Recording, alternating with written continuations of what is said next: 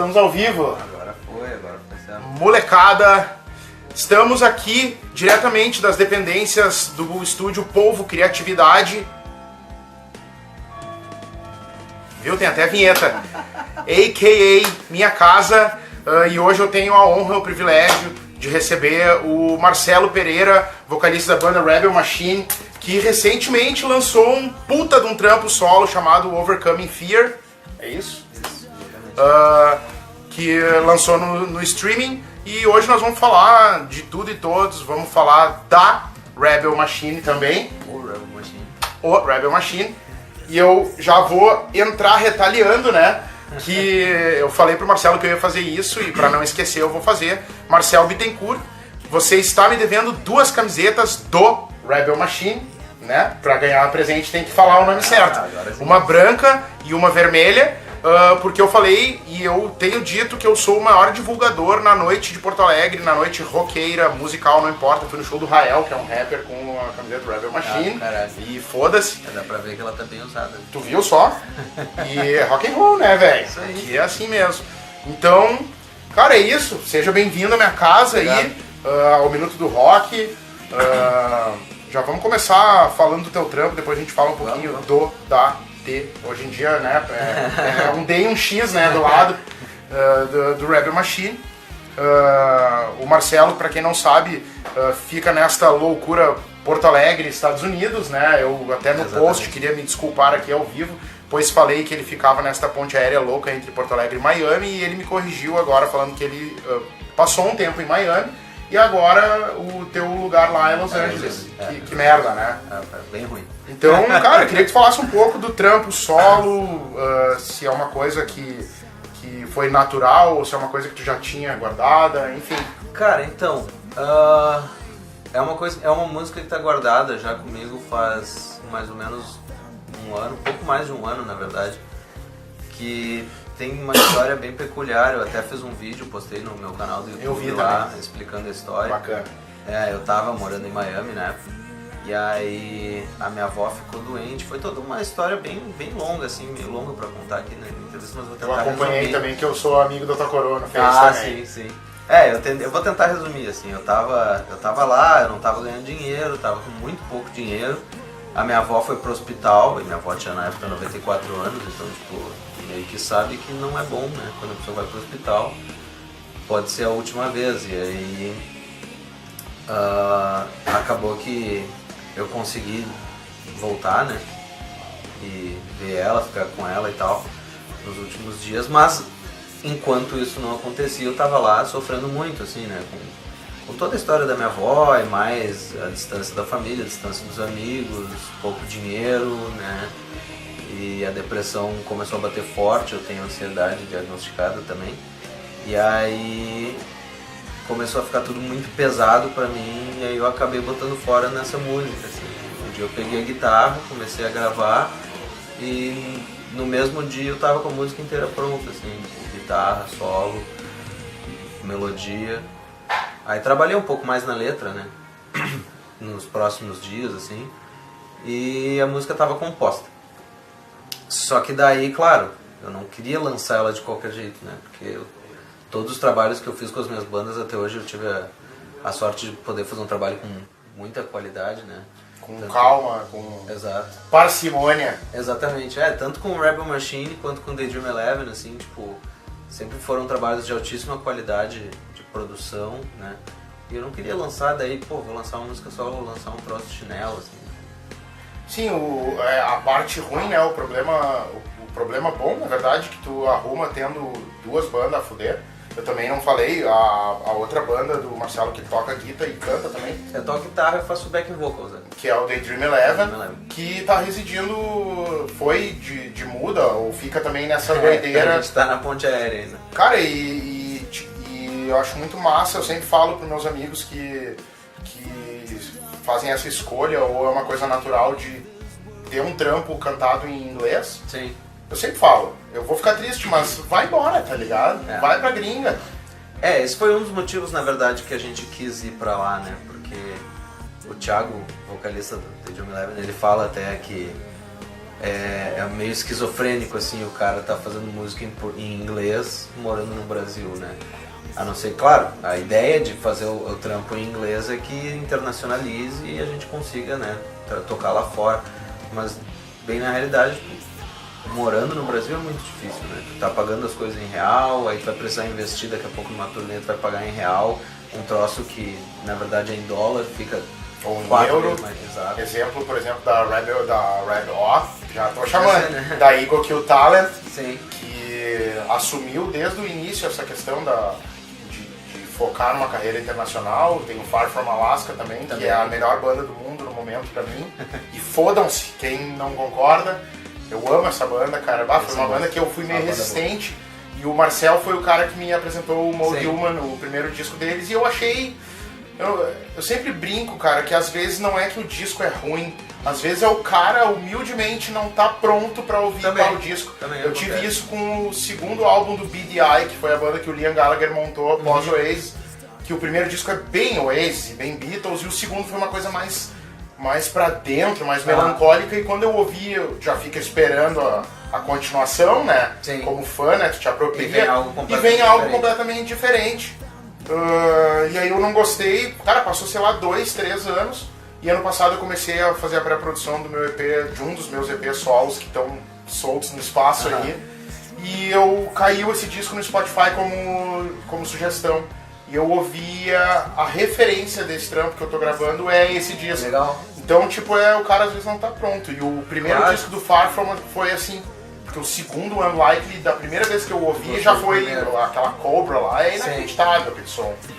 Eu acho que tem muito assim do artista, né? Tem gente que, por exemplo, gosta de lançar, entre aspas, sempre o mesmo disco, né? Tipo AC/DC, que, claro, as músicas são diferentes, mas elas têm um norte muito claro, assim, que tu vê que tem um estilo muito bem definido e os caras não vão ousar muito, sabe? Tipo, tu não vai ver o AC/DC fazendo uma balada, né?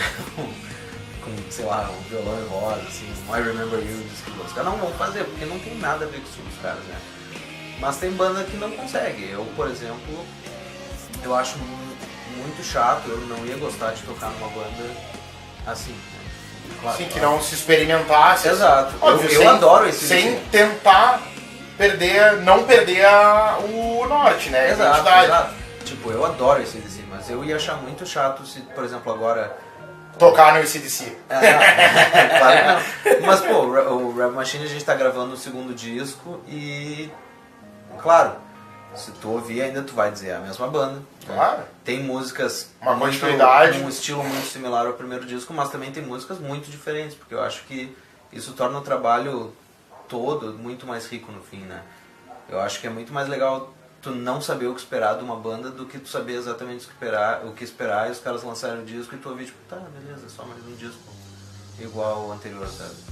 Falando em primeiro disco do Rebel, teve uma ocasião que eu tava tocando no Divina Comédia com a Getaway, que é o Chili Peppers cover que eu tenho, né? E aí na saída, o Marcel foi, na verdade, foi o Marcel e o Murilo. E o Xantós encontrou eles na saída depois. E aí a gente tava trocando ideia e tal, e daí eu perguntei, quando é que vem o próximo disco? Porque, tipo, assim como o primeiro disco da Jingle Bells, ou do Jingle Bells, cara, eu ouvi o Nothing Happens Overnight até encher o saco, tá ligado? Sim. Então, volta e meia. Assim, encheu o saco. Cara, não tem noção quanto eu ouvi, cara. Não tem noção mesmo, assim. Furou o Foi uma coisa assim, tipo... treta de relacionamento, assim, tipo, para de ouvir, pelo amor de Deus, tá ligado? Eu sei que tu gosta, tá ligado?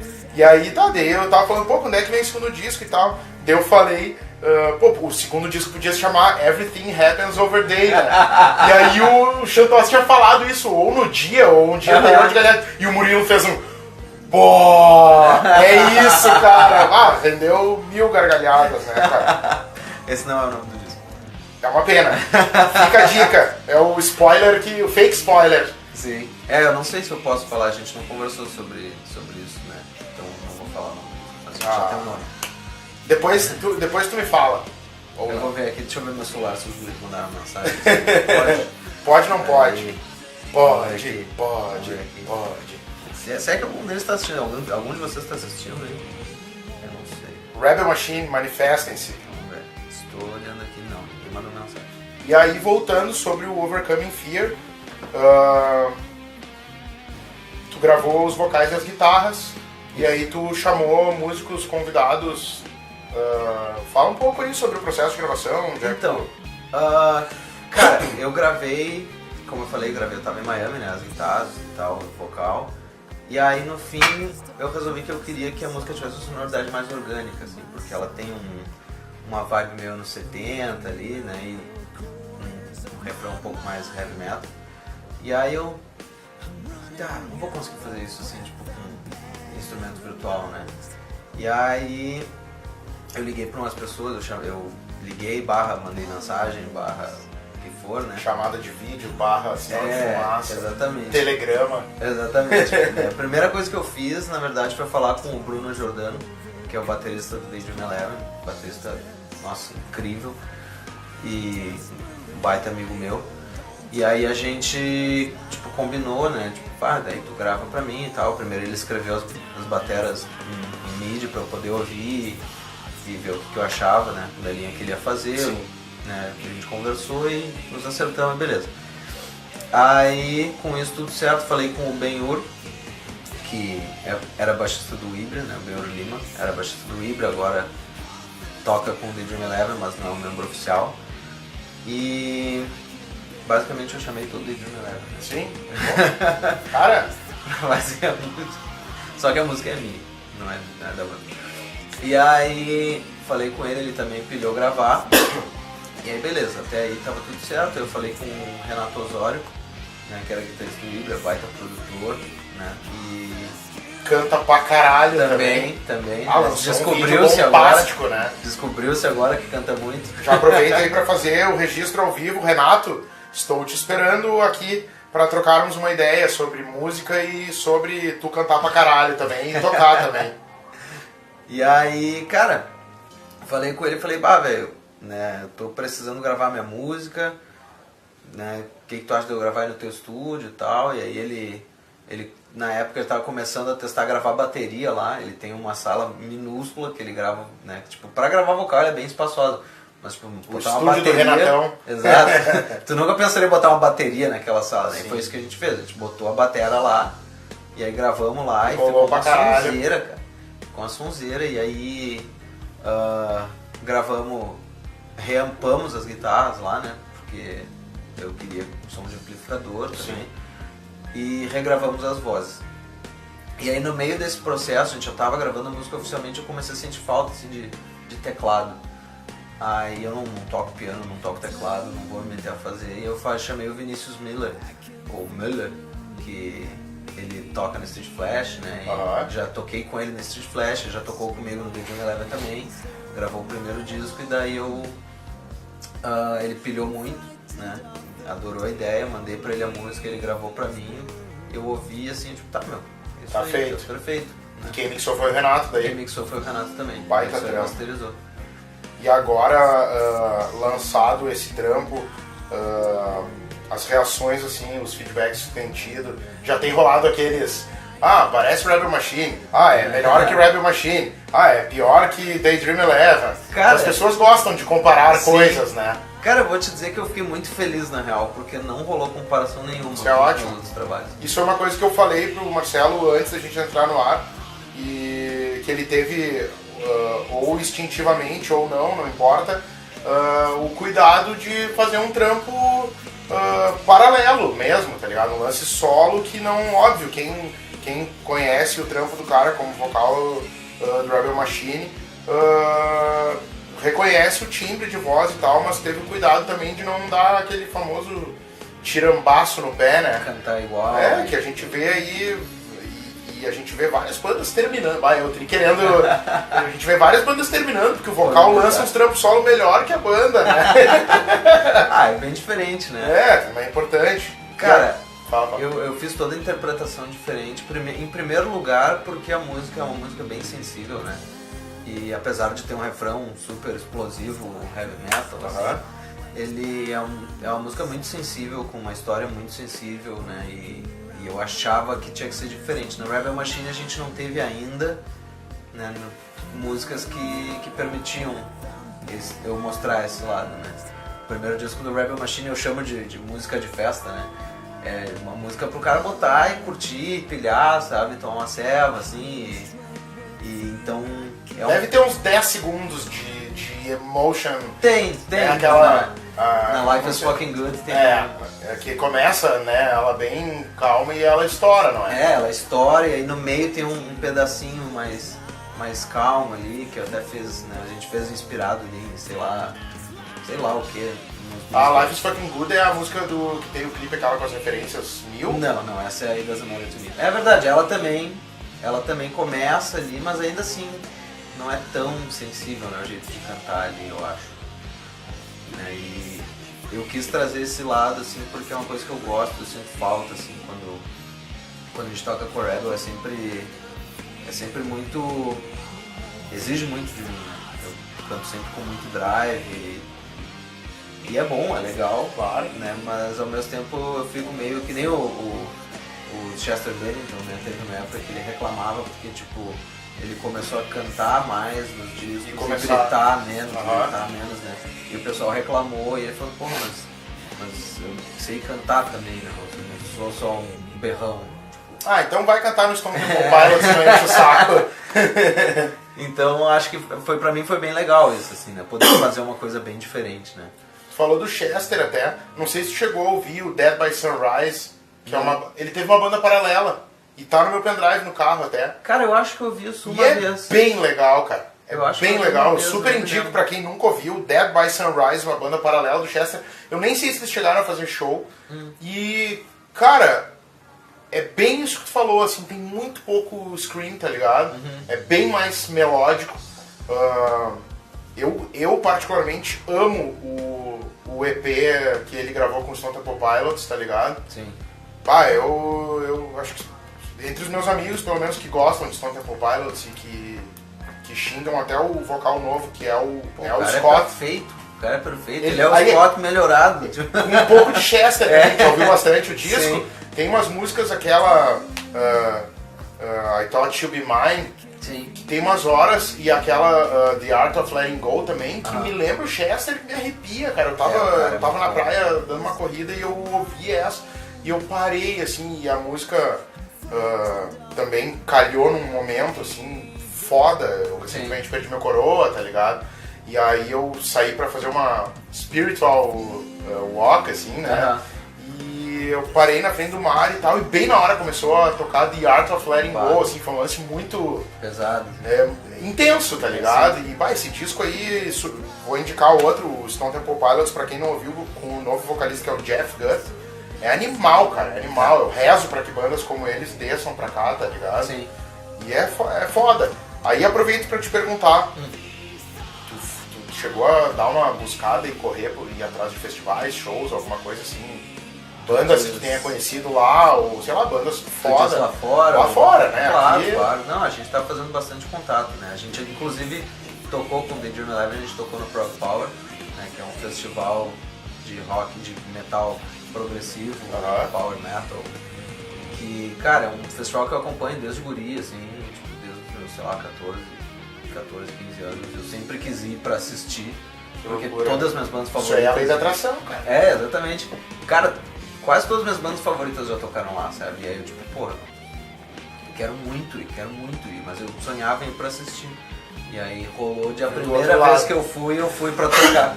É importantíssimo. Cara, foi demais. E estamos fazendo contato aí com empresários e, né, festivais para ver o que rola de fazer de turnê, né, para tocar. Mas no momento lá eu tava fazendo isso com o The Dream Eleven, mas também eu levei um CDzinho do Rebel e entreguei na mão de algumas pessoas, né, mas estamos aí na tentativa. Minha missão é entregar pro Dave Grohl um CD e dizer, meu, tá aqui a tua banda favorita nova. Dave Grohl, se tu estiver assistindo, ó. E cara, aproveitando isso que tu falou do festival do Prog Power, né? Achei que eu tava com um casaco virado. Quanto tempo faz que tu foi pra lá? Faz mais de ano já, né? A primeira vez que eu fui em fevereiro ou março do ano passado. Aí eu passei um tempo lá e eu voltei quando a minha avó tava doente, né? Foi bem difícil, assim, de estar distante, mas eu resolvi voltar, eu tava muito mal. E aí voltei, passei um tempo aqui, me despedi da minha avó. E aí voltei pra lá no final de agosto do ano passado pra tocar no Prog Power. E aí a gente aproveitou e fez toda uma viagem, assim, fez um road trip, né? Ah, que foda. Foi muito massa, assim. A gente ficou uma semana, sei lá, em Miami pra se organizar. Aí de lá a gente foi pra Atlanta, que é onde é o festival, tudo de carro, assim. E aí a gente passou mais uma semana em Atlanta, porque o festival durou uma semana, durou 4 dias. Pra curtir também. É, né, a gente passou os 4 dias do festival, mais uns 2 ou 3 dias antes ali, que a gente aproveitou pra ensaiar. Até porque o tecladista que tocou com a gente, que gravou o disco e tal, do Jimmy Eleven, ele é americano, né? Ele é de Boston. Ah, que foda. E a gente nunca tinha ensaiado com o cara. A gente tava super nervoso, assim, tipo, cara, a gente vai tocar um festival que a gente sempre sonhou em tocar, que tem uma tendência de público enorme, assim, e tipo, sem ensaiar com o cara, sabe? Não dá. Um ensaio. Aí a gente fez um ensaio com o cara, ou 2, não me lembro, eu acho que foi um. Acho que rolou pra caralho. Eu lembro que a gente fez 2 ensaios lá no estúdio, muito massa o estúdio, por sinal a gente descobriu depois que os donos do estúdio são os caras do Mastodon. Puta que pariu. E Ouçam Mastodon. Baita banda. Baita banda. Baita banda.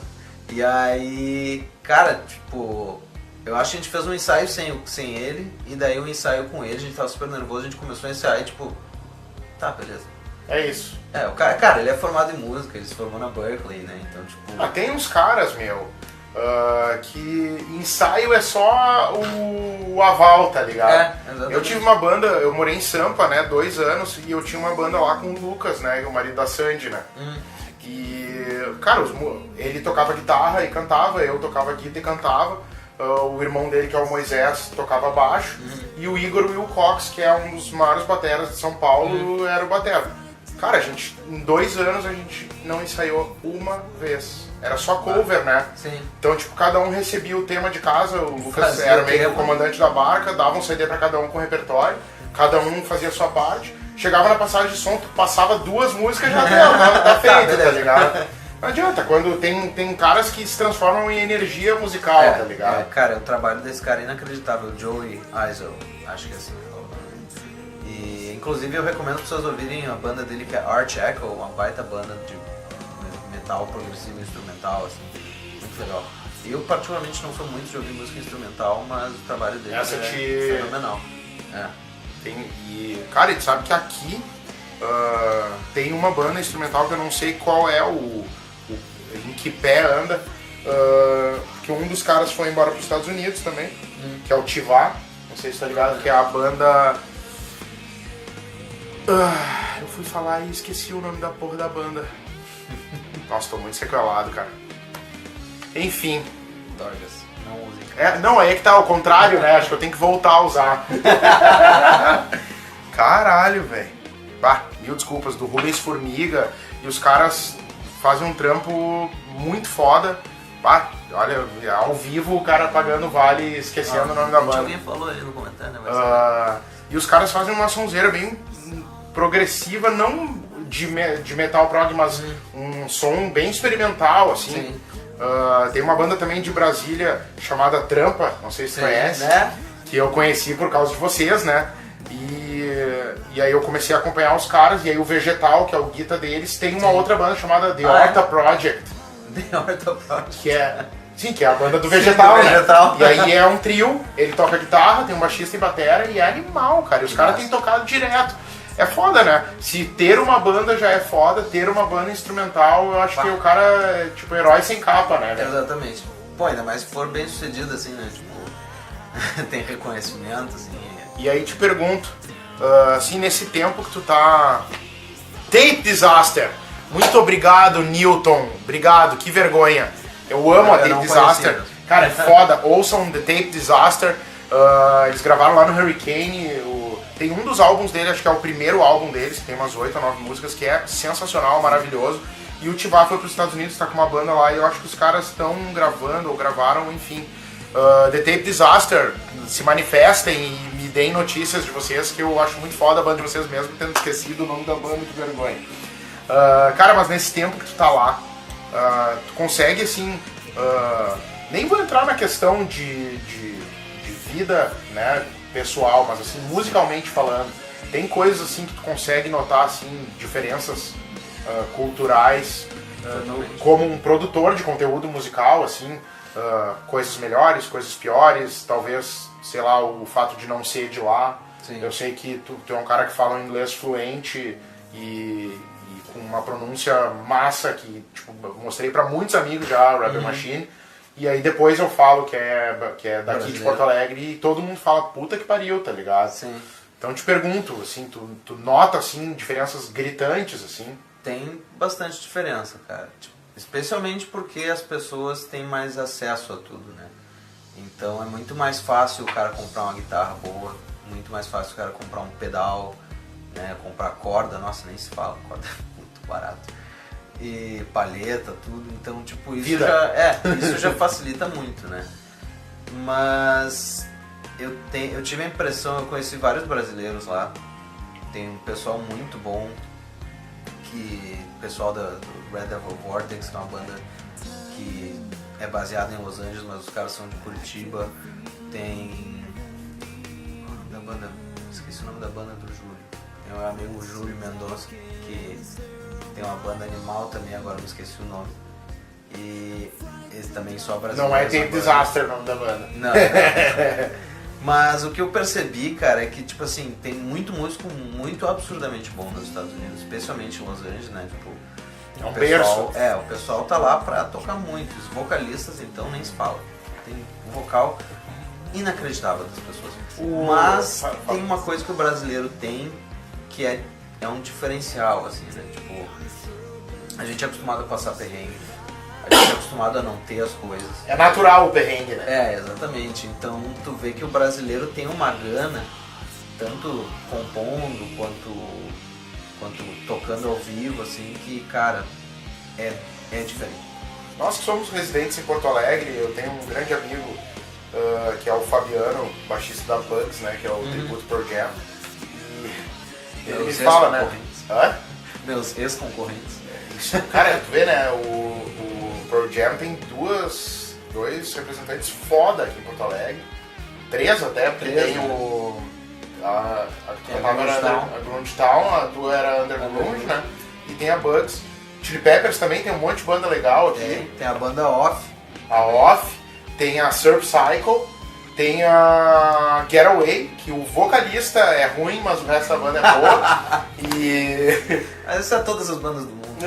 E tem a banda que é o tributo, acho que é Sex Magic, não sei, que é do Eric Endres, do Fabinho, do Naum Galo e do Bruno, que é o batera que toca com o Eric. O Eric O Eric é foda, né? Incrível, eu vi o show dele abrindo pro Steve Vai, cara, eu fiquei muito impressionado. Aquele cara, ele parece um músico de Los Angeles. Tu já ouviu o disco dele? Não ouvi. Cara, faça isso. Eu só vi o show e fiquei bem impressionado. Faça isso, cara. Um dia eu fui no show de lançamento do disco dele no Teatro Renascença e foi animal, cara. Animal. Não, o Eric é foda. Eu troquei uma ideia com ele no Minuto Rock também. Ele recente tinha voltado da França. Contou uma história muito louca nessa questão também de instrumento de acesso. Entrou numa loja de violão, só violões de madeira, não sei o que de nada. Aí aquelas coisas assim que tipo. Que a Europa e a América, né, tem um incentivo natural à cultura, né? Sim. Eu acho que é Oscar Code o nome da banda do Guri. Oscar Code. Vale a pena procurar. O mais legal desses lives são as dicas que eu recebo dos convidados. Não, depois eu não sei se eles já lançaram algum material assim, mas porque eu vi o primeiro show deles lá, né? E aí eles estavam montando e eu não sei se eles já lançaram alguma música, mas se já, vale muito a pena ouvir, porque é muito boa. E aí, mas pra não perder o fio, não tô tão sequelado assim, o Fabiano da Bugs falou, né, tu sobe com 10 mil reais em equipamento no palco, tipo, por baixo, né? Por baixo. Pra ganhar o dinheiro pra voltar. Muito mais, né? A Bugs sobe com 400 mil reais, fora o gato.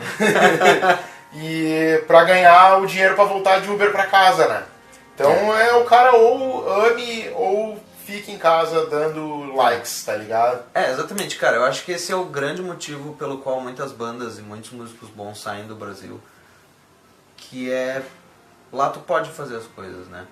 Tu ganha mais dinheiro, mesmo que seja pouco, né? Tu vê vários músicos reclamam lá que tá difícil, que né, não se ganha muito dinheiro e tal, mas... De lá. Exato, mas... Eles não têm, eles nunca vieram pra cá. Exatamente, porque o padrão de vida americano Claro. é completamente diferente, né? O cara, ele é acostumado a ter mais dinheiro, né? Eles têm um padrão de vida mais alto. Um perfil de consumo cultural, né? Exatamente, mas mesmo assim, eles ganham mais dinheiro e eles gastam menos. E ganham em dólar. É, exatamente. Mas... eu ia falar uma coisa agora, me esqueci, cara. Então, Já viu o documentário Sonic Highways do Foo Fighters? claro. Tem uma coisa bem pontual nisso que tu falou, o Gary Clark Jr., tá ligado? Que é um cara que eu me tornei muito fã dele. Muito, muito fã, assim. Até a maneira do cara tocar, tá ligado? Eu fui atrás de uma SG por causa dele, tá ligado? Não, é real, tipo... Que massa. Vi o Angus tocar a vida toda, tá ligado? Outros Não quis músicos... mais SG. Não, nunca, sabe, não é uma coisa que não... Nunca me chamou a atenção ao ponto de eu também quero uma...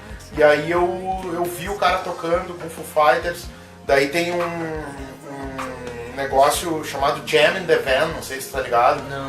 que é uma marca de cerveja que acompanha festivais, e aí eles levam uma van que as bandas tocam ali dentro. E umas versões mais intimistas, a primeira que eu vi foi o Spin Doctors tocando a música Two Princes, meio reggae, que massa. com o vocal do Blues Traveler fazendo participação na gaita e tal. Aham. E aí eu comecei a ver e tem uma das edições que é com o Gary.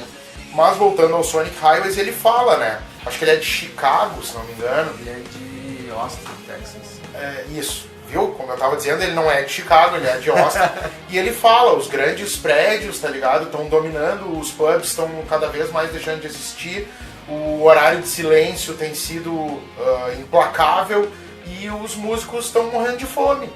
Então, tipo, tu vê um cara que atingiu um grau de reconhecimento reclamando como nós aqui, réis mortais, tá ligado? Que temos nosso trampo, que Porto Alegre, pra quem vive música em Porto Alegre, sabe que somos heróis sem capa, tá ligado? É real, sabe? Tipo, eu sempre falo, eu conheço pouquíssimas pessoas que vivem de música e são meus ídolos, tá ligado? Normalmente o pessoal tem um trampo externo, né? Assim, tipo, eu sou músico, mas, sei lá, eu trabalho, sei lá, fiz concurso, enfim. eu trabalho pra empresa tal, eu sou publicitário. Eu vendo meu corpo, Enfim. enfim. O que for. Infelizmente ninguém nunca quis me pagar, né? Daí eu nunca... Não, mas eu nunca sou modelo nu pra pintura a óleo. Então mas eu, por exemplo, né, eu fiz algumas faculdades, nunca terminei nenhuma, porque a música sempre foi mais importante pra mim. E eu sempre trabalhei só com música, né? Eu faço edição de vídeo também, né? Então às vezes eu tenho uns trabalhos de edição, mas no geral eu trabalho com música. É bem complicado, mas eu não consigo imaginar fazendo outra E coisa. quando vem retorno financeiro com música, dá uma paldurecência infinita, aí né, é a cara? melhor coisa do mundo. Ano passado eu tive o grato retorno, assim, de eu voltei a tocar voz e violão. E, pô, graças a Deus, assim, também ao meu corre, eu fiz uma porrada de show voz e violão. E vários com os cachês, assim, que... Cara, às vezes eu não cheguei aqui em Porto Alegre nem perto de ganhar com uma banda, porque eu ganhei tocando voz e violão. Sim. Então é uma questão de se adaptar também. Isso que tu falou, tem muita gente que pega e vai pro exterior. Tem gente que só de ir pro centro do país, temos várias bandas daqui de Porto Alegre, como o Cachorro Grande, como o Fresno, como o Armandinho, como... Vai pra São Paulo, né? Que vão pra Sampa, vão pro Rio, enfim, saem, né, daqui. O Tonho pontuou isso, né, que a gente estava comentando que a Maglore, que é o O Maglore, eu já vi eles falando o O Maglore também, uma banda da Bahia, que tá tocando direto na rádio, na 102, por causa do Porã, que é um cara que busca música incessantemente. E aí o Tonho falou, pô, uma pena, né, que às vezes tu vê que bandas daqui não vão pra Bahia, por exemplo, como a banda da Bahia vem pra cá. E aí eu falei pra ele até na ocasião que talvez também seja por uma resistência que nós gaúchos temos de não sair. Também. Sabe? É o bairrismo que nem sempre é positivo, né? É pra dentro, das vezes né, o não é, né? bairrismo. Mas... exatamente. E vocês fizeram isso ano passado? Que foi com a Trampa? Foi, né? Foi ano passado, né? Esse lance tão a fuder de trazer uma banda de Brasília. O show que eles fizeram. O show da Trampa. Só pra explicar pra quem não sabe, a gente fez um show com a banda Trampa, que é de Brasília. Brasília. Eles são de Brasília. E a gente foi fazer o show e aí a gente teve um problema com a polícia e aí a gente não pôde fazer o show. Mas o Trampa fez o show e foi animal. Mas vocês fizeram o show no dia seguinte, né? A gente conseguiu fazer o show no dia seguinte graças ao Igor, né? Da Volts e da Cartel da Cevada. Exatamente. Que foi o melhor amigo do mundo naquele momento. O cara, ele é muito gente boa, né? E ele nos ofereceu, ele tava lá, eu acho. Ele tava lá. Tava porque eu e ele a gente saiu junto de lá decepcionado, né? Todo mundo tava muito chateado. Assim, os gambés encerraram a noite. Tava todo mundo super afim de ver o show e de tocar e tal. E a Trampa veio e botou pra fuder também, né? Eu até fiquei um pouco aliviado, né? Tipo, porque eu olhei e mas não vi um show depois. Que banda, né, cara? Que banda boa. E aí ele veio e me falou, cara, a gente tem um show amanhã com a Volts lá no Grafite, de repente vocês podem abrir o show. E eu, cara, é isso aí, meu, beleza. E a gente avisou todo mundo que tava lá e falou, velho, vai lá no Grafite amanhã ou... Eu fiquei muito deprê porque eu já tava com viagem marcada e aí eu não pude ir no Grafite. E... Pô, cadê? A gente tocou 2 músicas no CD novo, filhos da puta. Do Everything Happens Over Day. E a Trampa que também faz um trampo fora do Brasil, né? Eles têm uma conexão no Canadá lá. É a segunda vez, eu acho. 2 vezes, eu acho. E parece que eles têm um retorno muito legal. O que é muito impressionante, né? Porque eles fazem música em português. Mas é que tem uma comunidade cavalar de brasileiros no Canadá. É verdade. Tem um brother meu que morou em Halifax, lá no Canadá, e ele falou que, tipo, às vezes ele dizia bom dia e 2, 3 pessoas respondiam, e aí, beleza? Tu é da onde? Eles têm que cuidar bastante, né? Quando a gente se muda de país e pensa, eu posso falar o que eu quiser em português, ninguém vai entender. Se o cara entra no elevador e fala, filhos da puta. Eu já vi algumas coisas bem chatas, né, acontecerem nesse sentido, então tem que cuidar bastante. E, cara, voltando à questão do Rebel, né? Estão em estúdio, sim, produzindo disco já em que pé, assim? A gente já gravou as baterias, né? As guitarras e os baixos estão sendo terminados essa semana.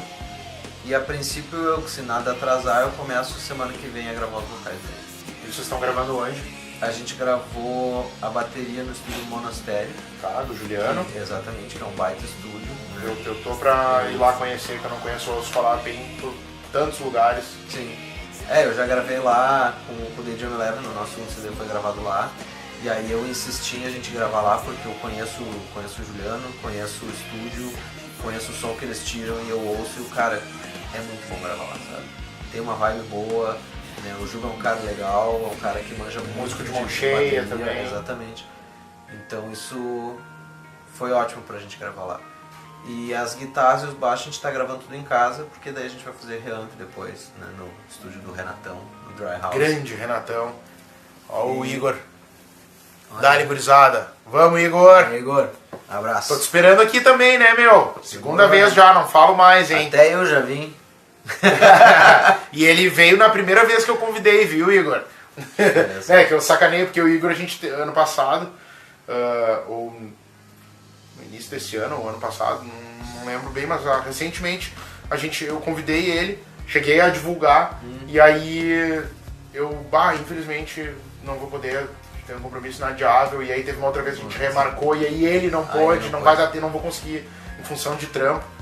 O Igor é um dos caras que é um dos heróis sem capa, né, de Porto Alegre, com uma banda que tem um trabalho tão coeso, sabe, uma identidade tão, tipo, que eu falo, vender a verdade, não vender no sentido de tu te vender, mas de tu passar a verdade, né, e tipo, os caras conseguiram criar um conceito.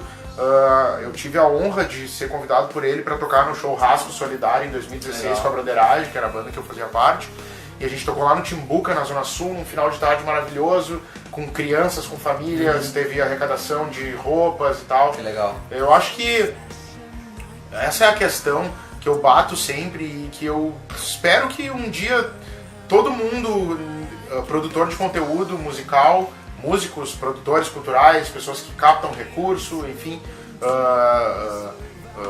forças como a Open Stage, por exemplo, que propicia palco e estrutura para as bandas tocar, a fazer esses eventos, tá ligado? Juntar cenas que se criem. No Sonic Highways, o Josh Homme falou pra mim um negócio e que eu leio. Falou pra ti? Falou, porque aquilo lá é aquelas coisas assim que o cara leva pra vida. Sim. Cria a sua própria cena, tá ligado? Porque a cena, sabe? Tipo, eu já fui um cara de reclamar, tá ligado? De dizer, que merda, tá, tudo bem, tá uma merda. Eu falei com o Edu K, que é o vocal do The Fala, que é uma banda que existe desde os anos 80, e nos anos 80 os caras já diziam tá uma merda. Só que não é por isso que o cara vai sentar e vai cruzar as pernas. Faça, tá ligado? Pra depois poder reclamar, talvez, por ter feito, tá ligado? E outra coisa que o Igor tem muito, e o Cartel da Cevada tem muito mérito, né? É que eles são uma banda que eles apoiam as outras bandas e o trabalho de outros artistas, né? Tanto que eles gravaram um disco que tem várias participações especiais e gravaram um DVD que eles chamaram uma galera pra tocar. Tá pra ser lançado, né? O DVD. Puta do material. Cara, muito legal isso, sabe? Tipo, normalmente isso é uma coisa que eu acho que enfraquece muito a cena, né, da música e especialmente dentro do rock e do metal acontece muito, que é o pessoal olhar muito pro próprio umbigo, né? E tipo, não, eu quero o público todo pra mim. E só que eles não percebem que pode trocar público, né? Exatamente. E se tiver só uma banda fazendo coisa, vai ter pouca coisa pra ver e aí as pessoas não vão ir. Quanto mais bandas tiver, melhor é pra todo mundo. Então, eu acho que esse é um baita mérito do pessoal do Cartel da Cevada também. E que sempre continuem acreditando. O Igor também, que tem o Kings of Barbecue, né? Que é um selo, que é um coletivo de produção de conteúdo. Ano passado tive o privilégio de participar de um workshop que eles fizeram na Independência Digital, lá no Audioporto, que é Hogwarts, né, em Porto Alegre. É Nárnia, né, o portal da Nárnia. E eu sempre falo aquelas coisas assim, que o cara leva, a palestra que o Igor deu, assim, relatando coisas que acontecem e aconteceram com ele, sabe? Tipo, e eu acho que também da forma que eu encontrei estando aqui trocando uma ideia contigo e com músicos e com produtores culturais, enfim, o Minuto do Rock foi uma maneira que eu encontrei de agregar, tá ligado? De poder falar das músicas dos outros, de poder falar de projetos que eu acredito, tá ligado? Principalmente uma coisa que eu deixo bem claro, que é viver música, né? Que só tu sabe do que eu tô falando, porque tu vive música, né? Sim. Às vezes as pessoas me perguntam, porque eu sou designer, eu trabalho com design, eu trabalho com edição de vídeo também, faço marcenaria, carpintaria, um pouco de tudo, né? Arrumo ar-condicionado, sou palhaço de festa, tá ligado? Não, o cara, né, é tipo um Rambo, né? Tem que ser. E não vendo meu corpo, senão minha noiva vai destruir a minha alma depois desse live.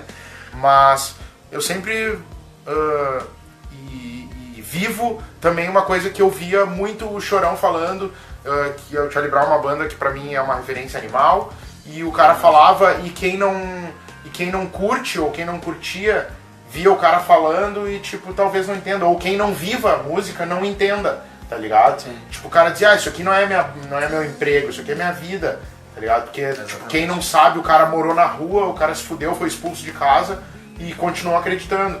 Só que daí quando o cara tá lá em cima, tocando em Malhação, tocando em um monte de festival, tocando em Rock in Rio Lisboa, daí o Chorão é fácil o cara dizer. Exato. Todas as bandas têm uma história muito louca e desgraçada, né? Principalmente as bandas que mais deram certo no mundo. Sempre tem uma história... Tu não vê assim o cara que, tipo... Até pode ter, mas o cara que se deu bem na vida, que vem de uma família com um nível aquisitivo folgado, Sim. sabe? Que não teve que fazer renúncias e tal, tu vê... Claro. Caras como Pô, Guns N' Roses, até tá o próprio Dave Grohl, né, que antes do Foo Fighters tinha o Nirvana, então o pessoal já fala, né? Aí é barbada. Aí é fácil. Mas, pô, antes de estar no Nirvana, ele tocava com uma banda que eu não me lembro o nome, Scream.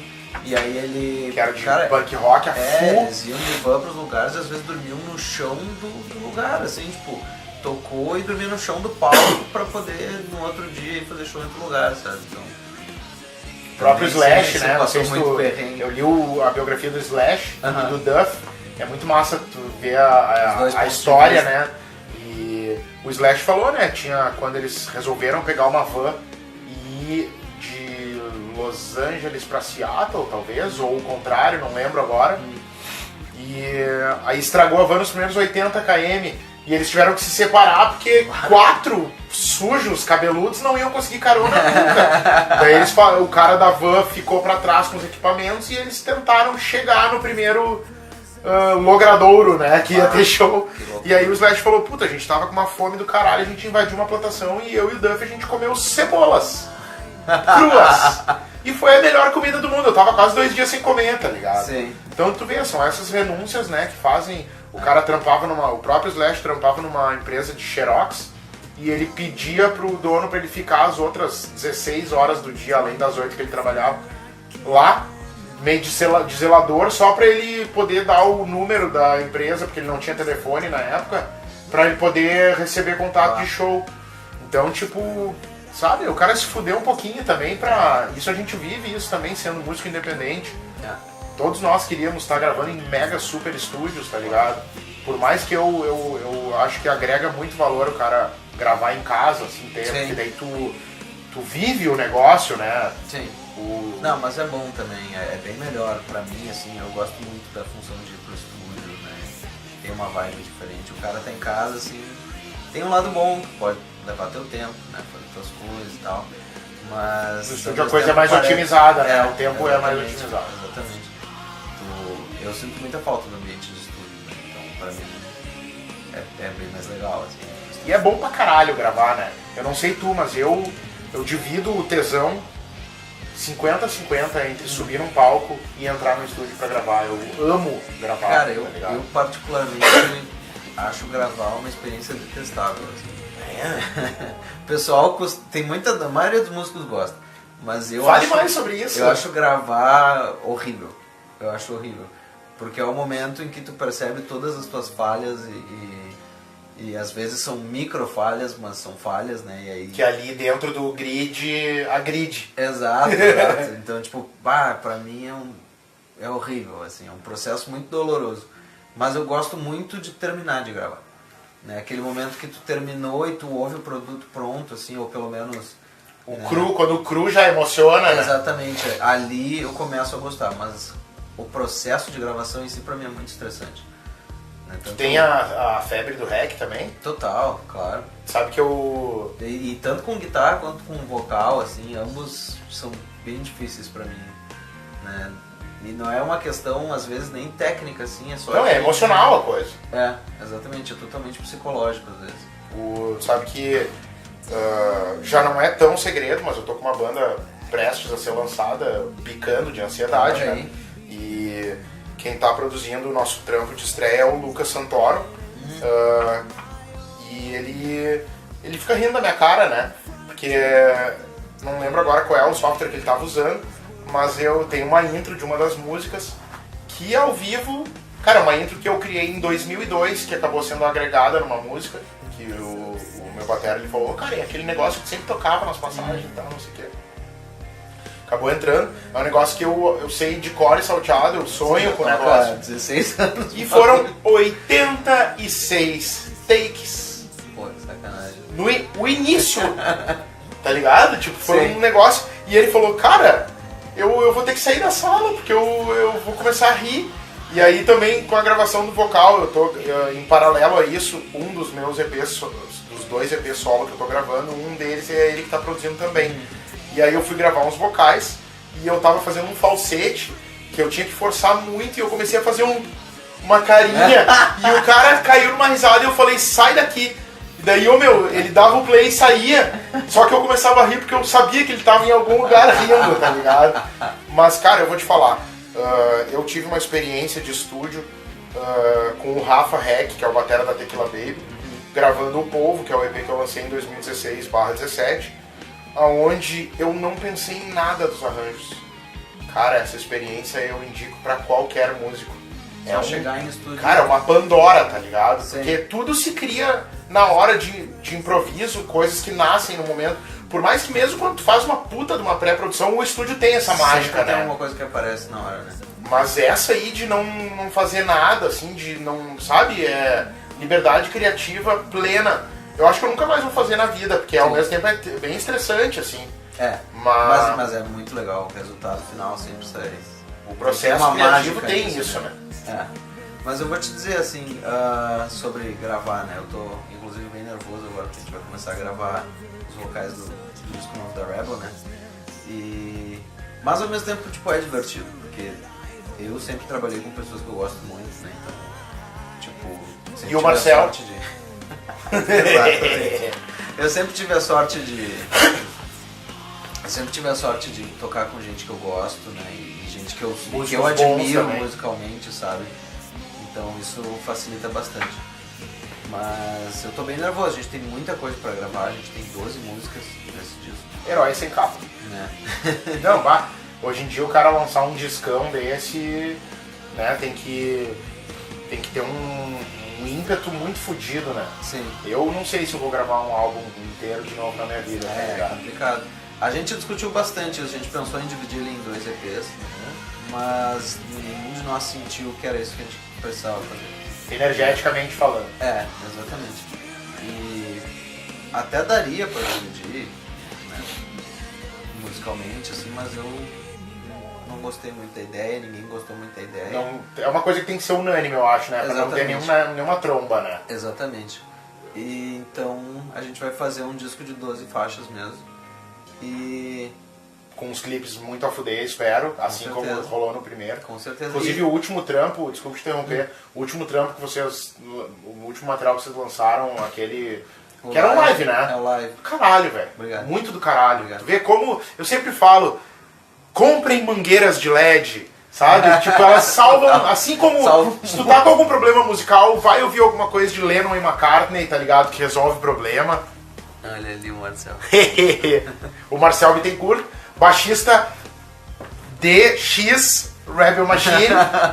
E aí eu aproveito para perguntar, paralelamente, tá?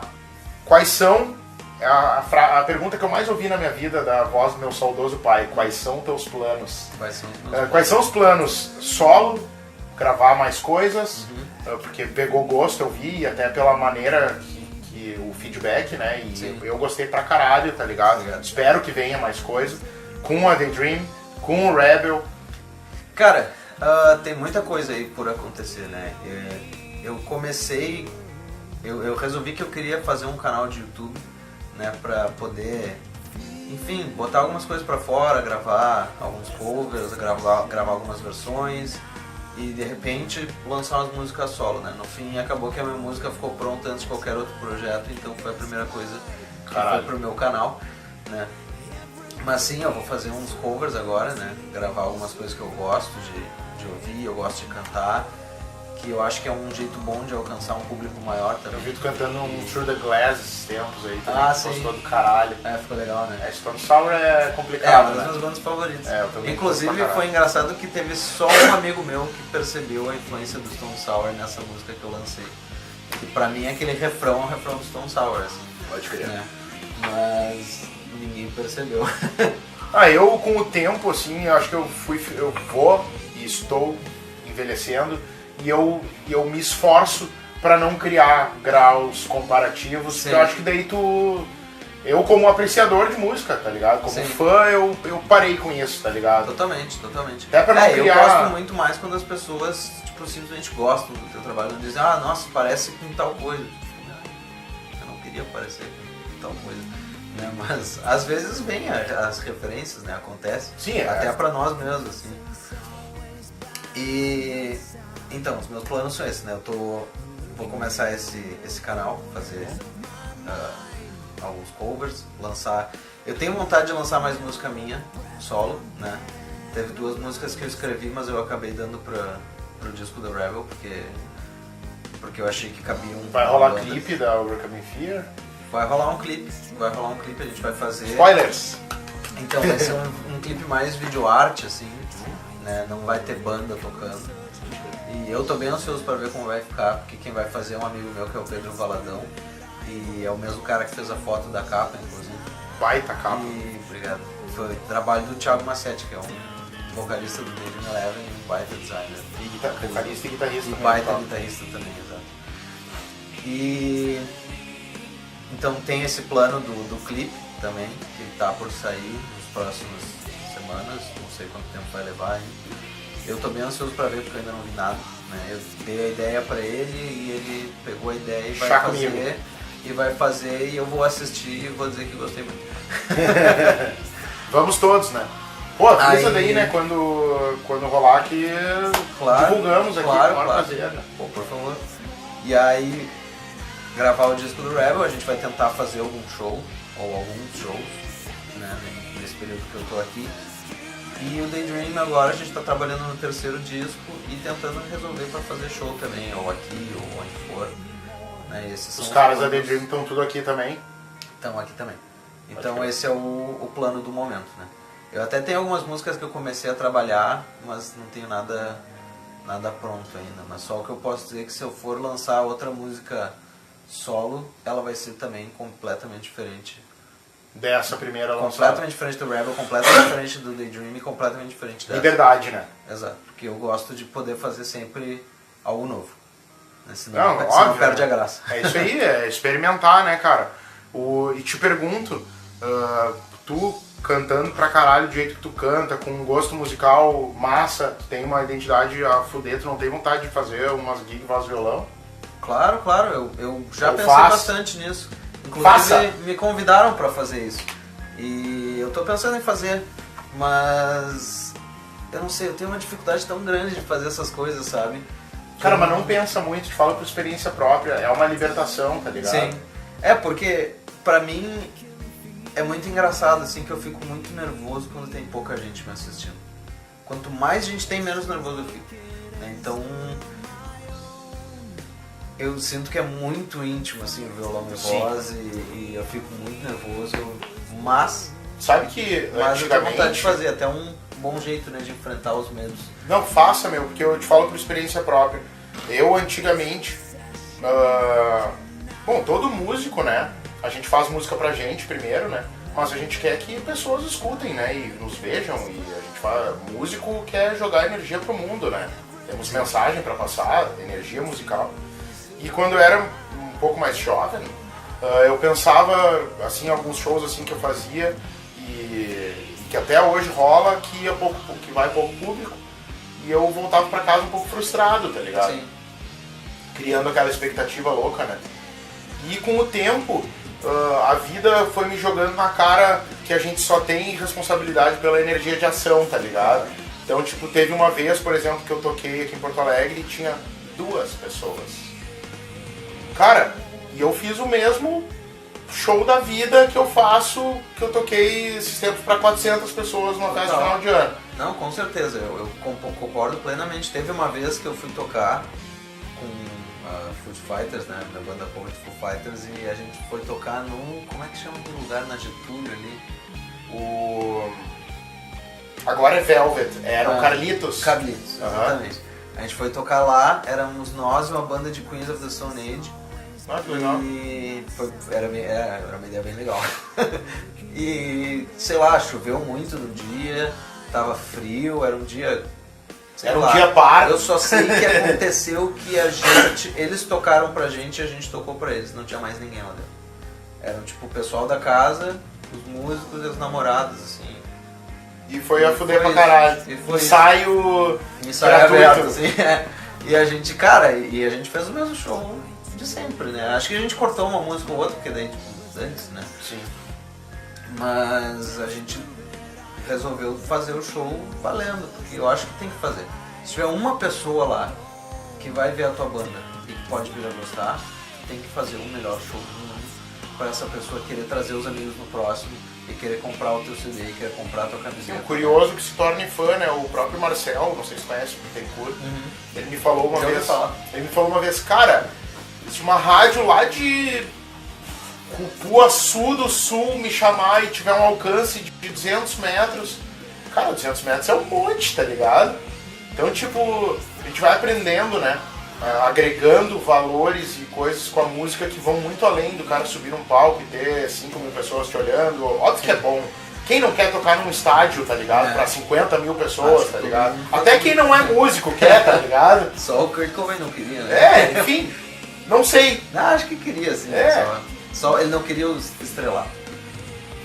E tipo, mas eu acho que a gente tá aí e nos dias de hoje a coisa tá tão facilitada por um ponto e dificultada por outro, porque a Pandora se abriu pro lado das redes sociais, que tipo, muita gente jogando conteúdo, não tô reclamando ou fazendo crítica longe de mim, mas tipo, é uma demanda violenta, né? Hoje em dia, com o Spotify eu tenho um controle, mas antigamente, logo no início, eu não tinha muito controle de buscar alguma coisa que eu ia ouvir, porque é muito trampo, né? Se tu for ver, pô, só que vamos aqui em Porto Alegre, quanta banda que tá fazendo um trampo massa, né, tem pra lugares mais enxutos, né? Assim, as casas de show hoje em dia ficaram muito reduzidas a pubs e coisas, né?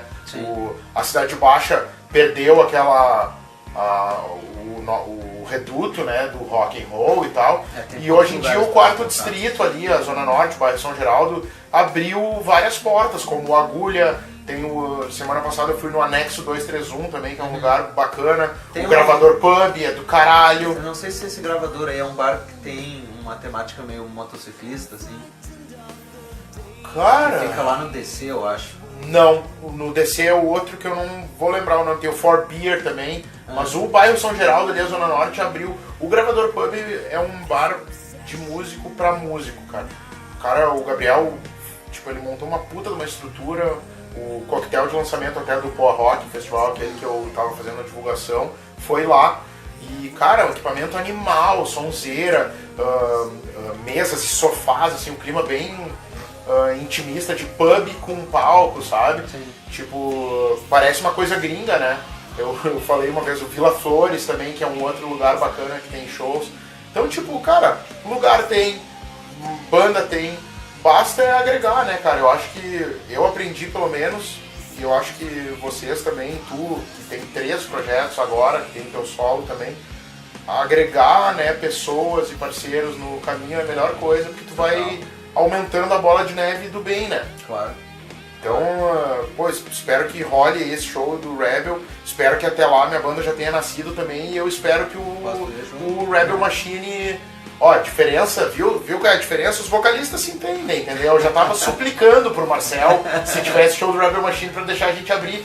Falei pra ele, me dá 20 minutos, tá ligado? E eu te dou um pastel de queijo, tá ligado? Eu falei pra ele. Mas, cara... A gente tá... Eu sempre falo que o Gravador Pub tem estrutura gringa, vale a pena conhecer, é verdade. O Marcelo largou um estamos no Mir aqui de novo. Eu sempre falo que a grata recompensa de eu fazer esses lives é que deveria ter um por mês com cada convidado. Sim. A gente deve ter passado já a horinha, né, que o minuto do rock tá sendo... hora e meia. Retaliado, tá ligado? Porque o Minuto do Rock, na verdade, nasceu dos posts de um minuto, né? Inclusive, sempre falo pra acessar, porque eu tenho feito os lives no meu perfil pessoal, porque o Zuckerberg tá vacilando na minha e eu não quero dar dinheiro pra ele, tá ligado? Sim. E acessem instagram.com/Minuto do Rock, facebook.com/Minuto do Rock.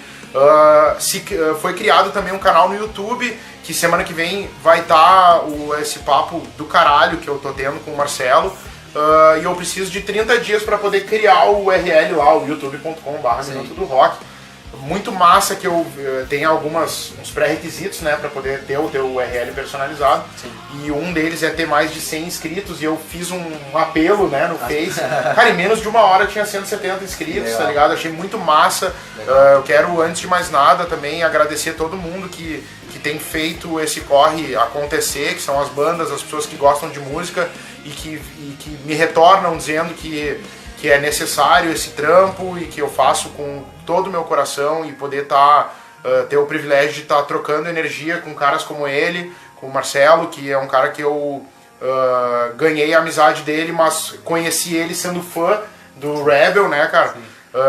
E te dizer, cara, que não só as portas da minha casa que eu tenho recebido a galera, mas o Minuto do Rock, e eu também sempre vou estar de braços abertos para teus trampos. Obrigado. Sou muito teu fã, cara, espero que todos esses corres, tenho muito orgulho, assim, de ter um brother que pega e sai do país, que vai galgar espaço lá também. Sim.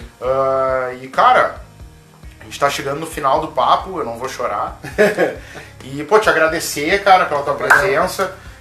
Se tu quiser ir prestar teu serviço pros teus trampos aí, todos eles. Isso vai demorar. Vamos lá. Então vamos começar pelo começo.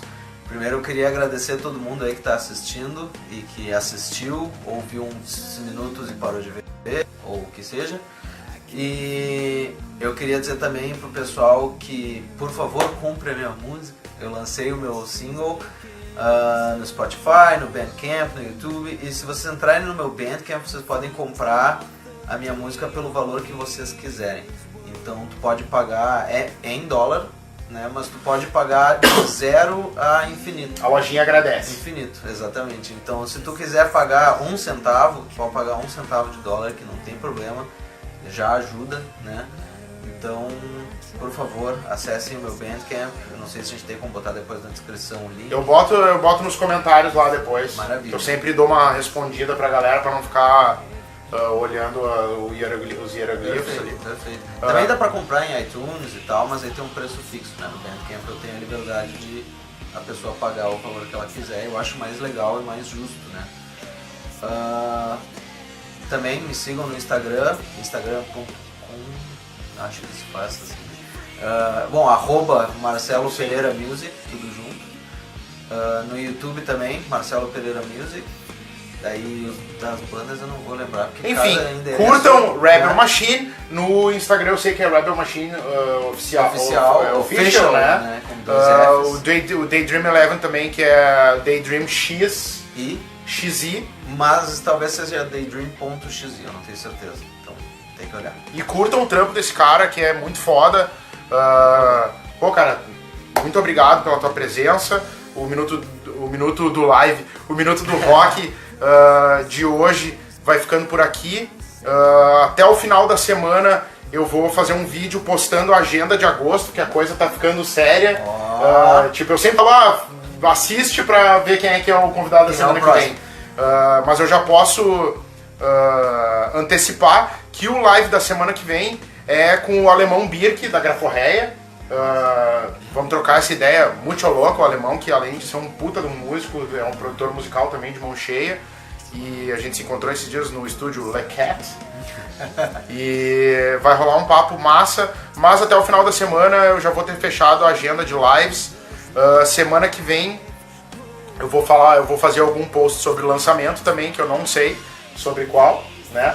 Que isso é a parte mais legal, né? Que o programa é meu. Buscar o lançamento. E é isso aí. Obrigado pela audiência. Hoje nós vamos ficando por aqui. Espero que tenham curtido.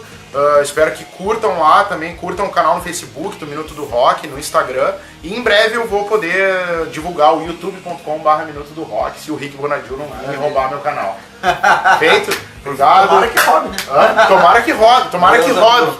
Feito, molecada. É nóis, boa noite aí, valeu todo mundo que tava aí presente. Um abraço.